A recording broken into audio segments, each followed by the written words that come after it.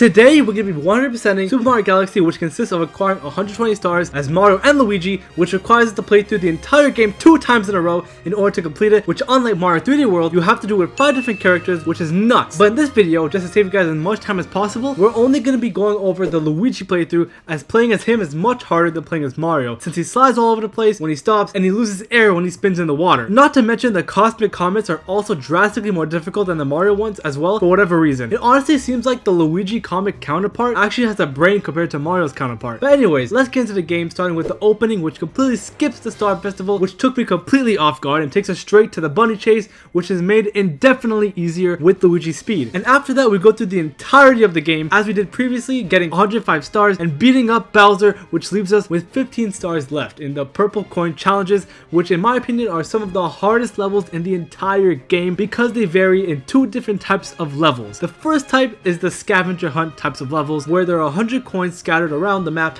and you must hunt all of them down to spawn the star. The second kind of levels are the time levels, where you have a certain amount of time to collect 100 coins before the time runs out, or else you lose the challenge. So we're going to go over most of those levels, as those are the only really challenging levels in this game, since the main game levels are overall pretty easy to beat. So let's get going with the first level, which is the purple coins on the Battle Rock, which wasn't too bad to do and is an easier version of the Dreadnought purple coin mission. But the only difficulty that comes with this level is the fact that if you miss even one purple coin, your entire run is dead, because there's no way to go back and get it or redo a section, since it's basically a side scroller level where the platforms never stop moving. So if you miss a coin, you have to restart. But lucky for us, the platform is only moving in one direction, which makes it easier for us, unlike Dreadnought coming up later. But next up is purple coins in the bone pen, which is one of the harder purple coin missions in the game, as we are using the pole stars to collect the coins, but we only have 60 seconds to collect 100 coins and the star before the time runs out. The real difficulty in this level is trying not to get stuck between the pieces of meat just lodged in the way, as it takes time to become stable to then move through and collect the coins. It's also pretty hard to avoid the bombs that are scattered throughout the course while in a rush, which can potentially kill you if you hit 3 of them, but it also loses you time if you don't grab onto a pole star in time after being hit, as it'll send you packing all the way back to the starting planet, in which you might as well restart the level because you'll run out of time.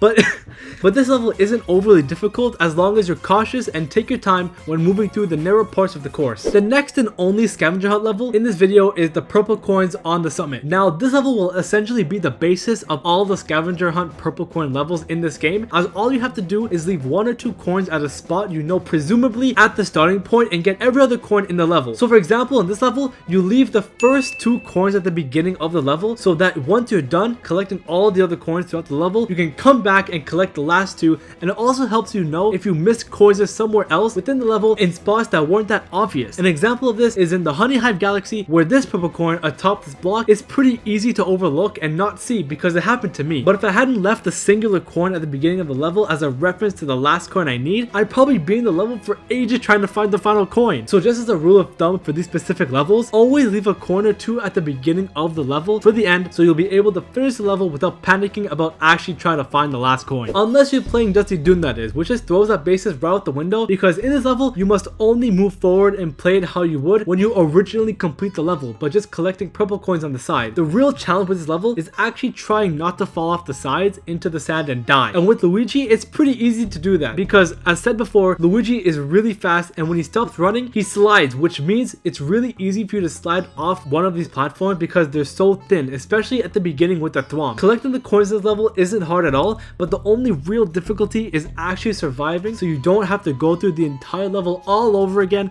from the very beginning. But now for probably the hardest purple coin challenge in this entire game, which is Luigi meets Mario in Toy Time Galaxy, which is, you guessed it, a timed purple coin challenge, which you also guessed it, has rotating and disappearing platforms. Luckily, I actually was able to beat this level on my 3rd try, which was surprising to me because I remember it taking me hours to do when I was a kid. But let me walk you through the entire strategy to actually finish the level without dying. First off, when you enter the level, you want to make sure you leave enough green platforms so that you're actually able to return back to the star when it spawns. So instead of running, just jump from platform to platform instead, so you leave platforms to stand on when coming back. But as for the rest of the level, using the same strategy is the best way to go about it, as Luigi is really fast and the controls for this game are a bit wonky as well, which can cause you to run straight off the level if you're not mindful of your movements, and running on the rotating platforms isn't a smart move either, as there's a chance of you falling through the gaps and dying. So jumping is the safest way to traverse through this level as a whole. But the hardest bit it, in my opinion, are the long jump coins, as it's very easy to completely miss them since Luigi jumps a lot higher than Mario. You kind of have to control your jump by pulling the left stick back a bit so that your character lowers during the jump so you get them all. If you don't do this, you'll probably end up jumping over a majority of the coins, missing them all. But other than that, all the other platform coins are pretty easy to get as long as you're able to control Luigi's speed and movement, because he can easily slide or walk right off the stage if you're not careful. And with that done, we have now reached the final purple coin challenge that even rivals Toy Time Galaxy in difficulty, which is Dreadnought Galaxy's purple coin challenge. As the premise of this level is just like Battle Rock's purple coins from before, but the platform doesn't only go in one direction, and you actually have to actively get the coins this time rather than the coins coming to you. For example, near the beginning of the level, there's a section where you must collect 3 coins located under a thwomp and 3 coins that are located above the same thwomp before the platform moves past this area. And just like Battle Rock, if you miss even one purple coin in this level, your run is absolutely dead and you're forced to start over. But what makes this level even harder than just actively having to collect the coins this time is also the fact that you hop onto different platforms and the gravity changes as well. There's points where you're upside down and there's points where you're sideways as well, which in my opinion is the hardest direction to control, mainly because of Luigi's sliding mechanic and his speed that makes it easy to fall off the platform. But unlike Toy Time Galaxy's purple coins, I actually managed to finish this level on my first try, which I'm immensely proud of, because I thought this level was going to take me ages as it did when I was a kid, but I managed to beat it just like that, so I was really happy with that. And also, the game plays such a sadistic trick at the end, making us believe that we missed the coin by having 99 coins at the end of the entire course to then collect it when you take the launch star. Nintendo knew exactly what they were doing there with that. But with that done, we finished the last purple coin challenge, which is in Melty Molten Galaxy, and talk to Rosalina for the final time to whoop Bowser once again and collect the final power star and photographs in the grand finale galaxy with both Mario and Luigi, which is achievable by going to the green star planet and talking to the 4th green star by walking behind the planet. But with that, we have 100%ed Super Mario Galaxy and we never have to touch this game again. I hope you all enjoyed this video and let me know in the comments any other games you want me to play in the future. Best believe I'll be playing the new 2D Mario game, Super Mario Bros. Wonder, so look out for that when the game comes out. Don't forget to subscribe to the channel if you came this far, and I'll see you guys later.